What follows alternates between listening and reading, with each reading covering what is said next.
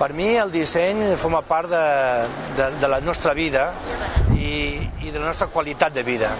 El disseny ens diferencia, el disseny ens fa únics, el disseny també ens fa partíceps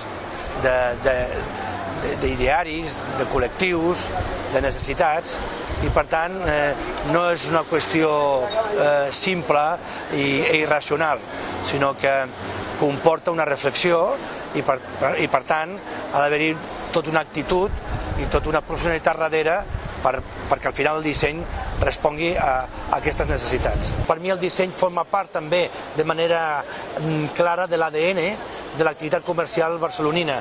Ho vam fer-ho al segle XI, al XII, al XV, al XVII, al XIX i al XX i al XXI. Barcelona és gràcies a tot aquest conjunt d'operadors on el disseny, que en el segle XI s'expressava d'una manera molt diferent del que s'expressa ara, van fer possible que aquesta ciutat sigui el que avui en dia és, que és una ciutat d'èxit. El disseny ha d'intentar crear complicitat amb el client, bé sigui amb el producte, bé sigui amb el propi establiment comercial, com s'ha construït, com es presenta i com arribem i comuniquem al nostre client. I per tant aquesta línia de treball és la que ens favoreix i torno a insistir, ens pot fer millors, únics i trobant en l'àmbit nostre l'èxit que és la compra i la fidelitat del client. El disseny està subjecte a l'esclavitud d'aquest client i el producte mateix o l'entorn, que en definitiva de la botiga és el producte també on es realitza les operacions de venda, ha de tindre una relació molt directa perquè el client se senti atraït per allò que tu li estàs oferint. És molt complicat intentar introduir, a vegades a través del disseny, una marca, la marca del comerç de Barcelona o la marca del turisme de Barcelona, perquè sigui interpretada per part d'aquelles persones o ens que ens visiten o que estan al nostre entorn. Tots hem vist grans marques d'entitats financeres o de productes que ha costat un munt de diners poder realitzar-la i poder introduir-la en la ment i en la cultura i en la percepció. Avui en dia, si veiem una P de pàrquing, amb un fons blau, aquesta P, no hem d'explicar res. I aquesta marca de P de pàrquing no l'hem de tocar, perquè no evoluciona, ni evolucionarà perquè ja per si mateixa aporta tot el que volem oferir i indicar a través d'això. En canvi, hi ha altres marques que poden i deuen evolucionar, perquè el client o el sector o l'activitat es va transformant. La tecnologia, a vegades, la innovació, fa que sobre els productes o els serveis vagin canviant les coses i, per tant, segur que també tu has de fer un canvi amb el disseny. Les ciutats, en aquest sentit, també estan canviant constantment. I per tant és molt difícil trobar de manera estàtica per un període concret algú que pugui reflectir globalment aquest producte que és en aquest cas el comerç. A més, tenim moltes varietats de comerç, igual que tenim moltes varietats de turisme i per tant no sempre el comerç del centre, el comerç de luxe, el comerç de barri, el comerç alimentari, el comerç de compra quotidiana, el comerç en un mercat municipal, en un supermercat, pot tindre una imatge transversal que les unifiqui. Les ciutats sense comerç no són ciutat i el comerç sense ciutat el mateix. Aquí hi ha una complicitat estreta que sempre els urbanistes, quan han tingut en compte aquesta situació, ha sigut un èxit. I en canvi, quan hem fet ciutats dormitori o molts comercials separats del lloc on la gent treballa o fa l'oci o té un contacte quotidià, destruïm i no unim. Per això que les ciutats mediterrànies, una ciutat com Barcelona, on el comerç està implicat amb la vida del barri, amb la vida de l'entorn de la gent, és exitosa. Els nostres eixos comercials, els nostres mercats municipals. I aleshores guanyem qualitat de vida, guanyem cohesió, som eficients, som sostenibles. El disseny ha de tindre molt clar que ha de ser pràctic i molt arrelat a les necessitats.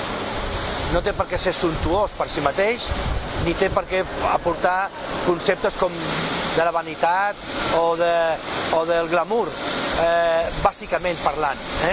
Llavors, la practicitat per mi és important, sobretot perquè el producte o el servei ha de ser molt ben percebut pel client.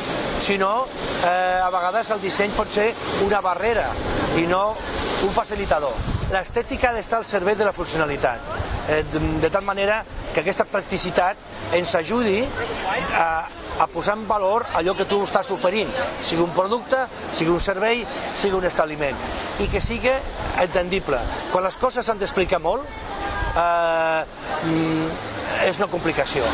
La qual cosa no vol dir que sigui complex fer el disseny, perquè evidentment les coses potser més simples i més senzilles són les més complicades. Per exemple, a vegades en el tema dels productes, en l'alimentació, un tetrabric, que han sabut trobar una fórmula de poder encabir uns líquids alimentaris i que tenen la capacitat de poder tenir-los ubicats en el magatzem particular de cada casa, sigui el frigorífic o sigui una estanteria, amb una plena ocupació de l'espai de manera correcta, intensiva i visible. I avui en dia tenim també tot el que són els aparadors virtuals que ens permeten també en els provadors dels establiments, per exemple de roba, intercanviar el producte virtualment que t'estàs provant. Barcelona, Catalunya, sempre hem sigut líders amb la introducció de nous conceptes, amb els canvis, amb l'adequació. Estem en una ciutat d'èxit i en aquest sentit també tenim una gran competitivitat. Ho veiem en el sector de la restauració, com estan evolucionant tota la gastronomia a l'hora de presentació en l'establiment i en el propi producte i en fi, com es presenta és també un èxit a l'hora de trobar diríem aquest tipus de disseny al servei del producte i dels clients. Jo crec que el disseny també és art i no sempre l'art respon a unes necessitats concretes i a lo millor si pots trobar-te a vegades algun tipus de producte o de servei o d'oferta que a lo millor el disseny no s'ha ajustat perquè ha volgut ser algo, diríem, espectacular més enllà de la realitat, però en canvi també en l'art podem trobar atractivitat. Aquí estem al mercat de Santa Caterina, on l'arquitectura i col·locar, diríem, un sostre com aquest que porta art ens ha donat una virtualitat respecte a tot el que hi ha per sota, una atractivitat que és fantàstica. Per tant, no sempre podem dir que per fer coses relacionades molt més amb la imaginació i el que podria ser, en aquest cas, la creativitat suntuosa o artística, valgui la redundància, no pot donar bon resultat.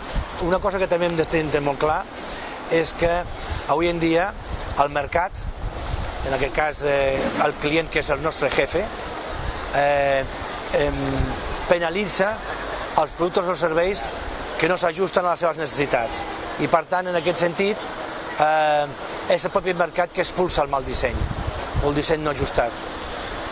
El mercat és molt savi i a través de l'oferta i la demanda podem comprovar que productes o serveis o iniciatives on el disseny no s'ha ajustat ja no són vigents.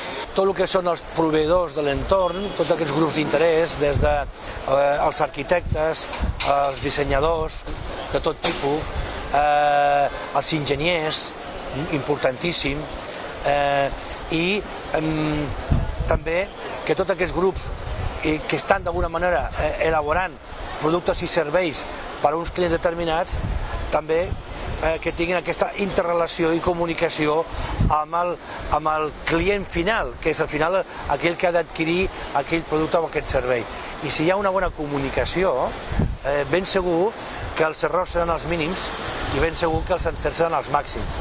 I per això també hem d'intentar que hi hagi aquest diàleg permanent d'adequació, d'innovació, de rectificació, de crítica, de propostes, que ens permeti a tots plegats seguir caminant per la senda del progrés i del desenvolupament intel·lectual i de la millora de la qualitat de vida, perquè al final amb el disseny el que pretenem és això, un benestar i una qualitat de vida de la gent.